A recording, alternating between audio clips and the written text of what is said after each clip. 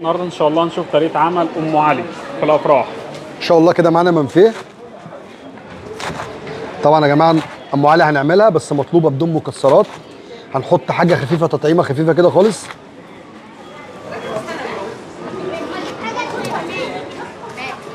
المنفيه ده شيء اساسي في ام علي.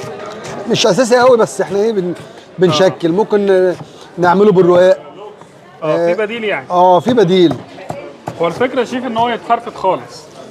لازم يا استاذ علي يتفرفت عشان طبعا يشرب اللبن الحليب بتاعه والكريمه اللي احنا هنحطها. ايوه.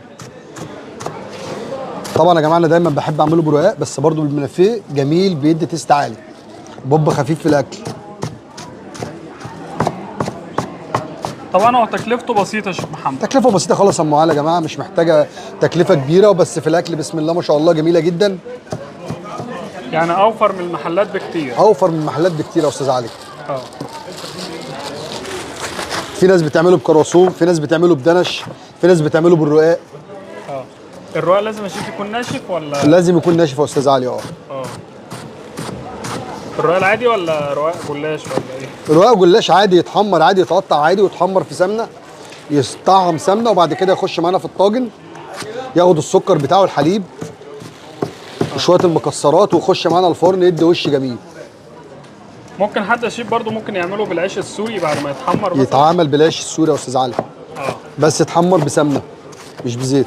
ايوه. زي فتة الشاورما كده. زي فتة الشاورما. تمام.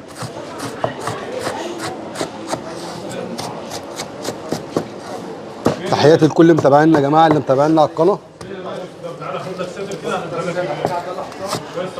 طبعا يا شيخ محمد احنا عملنا الرز بلبن عجب الناس، طلبوا مننا ام علي، يعني جبنا لنفسنا بمعنى طبعا اللي هم عايزينه يا استاذ علي. احنا برضو ما بنتاخرش على الساده المشاهدين، اي حاجه بيطلبوها بيبعتوا لنا اي كومنتات فاحنا بنرد عليها بالفيديو على طول.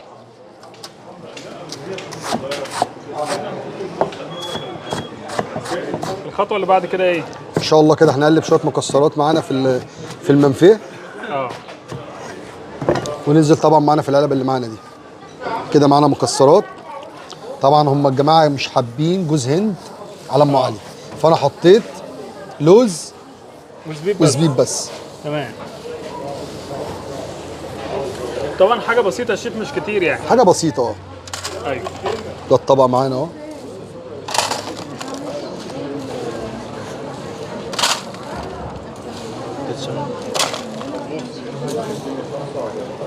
طبعا لسه يا جماعه في الحليب، في السمنه، في القشطه اللي هنحطها على الوش.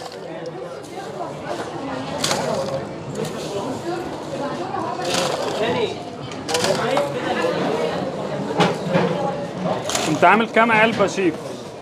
ما شاء الله استاذ علي. 100. عاملين حوالي 100 علبه. ايوه.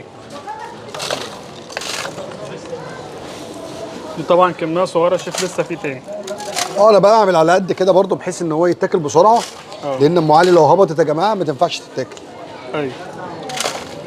طبعا يا شيف ما بننزلش باللبن الا على الشغل على طول. الا على الفرن على طول. ايوه. معانا 2 فانيليا. طبعا حاطين سكر محلين اللبن بتاعنا كويس. ده كده اللبن اهو. هننزل برضو بالسمنه. اللبن ده غليناه شيف وسبناه هدى شويه. بعد ما غلي هدي شويه. السمنه في العمار دي سمنه بلدي يا استاذ علي. طبعا هنطعم بيها اللبن كله. مش هينفع بقى انزل بالحليب وبعد كده احط السمنه، لا كله في بعضه. تمام. انا جاي. لازم اللبن يكون دافى يا شيف. لازم يكون دافى يا استاذ علي عشان يستقبل معانا النار على طول. القشطه في الاخر. القشطه في الاخر تاخد تلم معانا الوش بقى.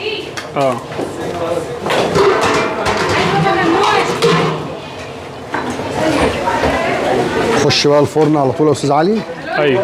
ان شاء الله تشوف وش ما شاء الله. ثانيه واحده. قشطه معانا اهو.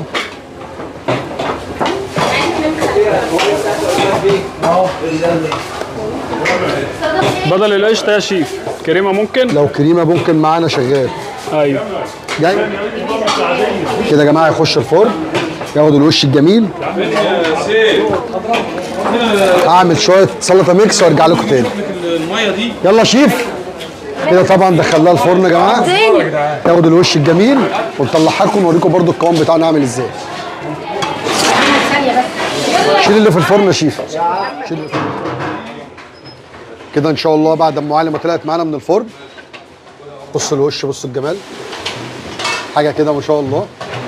هنا بقى قرمشه بطعم طري من جوه، شوزي كده. بص تسلم الجمال ايدك يا شيخ حبيبي يا استاذ علي. ان شاء الله. يا جماعه تخش على نار هاديه، ما ينفعش تكون نار عاليه عشان تطلع معانا بالقوام ده كده، واخده وش وطريه برضه طريه واخده وش. ان شاء الله. كده وصلنا لنهايه الفيديو بتاعنا. كان معانا طريقه عمل ام علي في الافراح مع الشيف محمد جمل. ما تنسوش اللايك والاشتراك في القناه، والسلام عليكم ورحمه الله.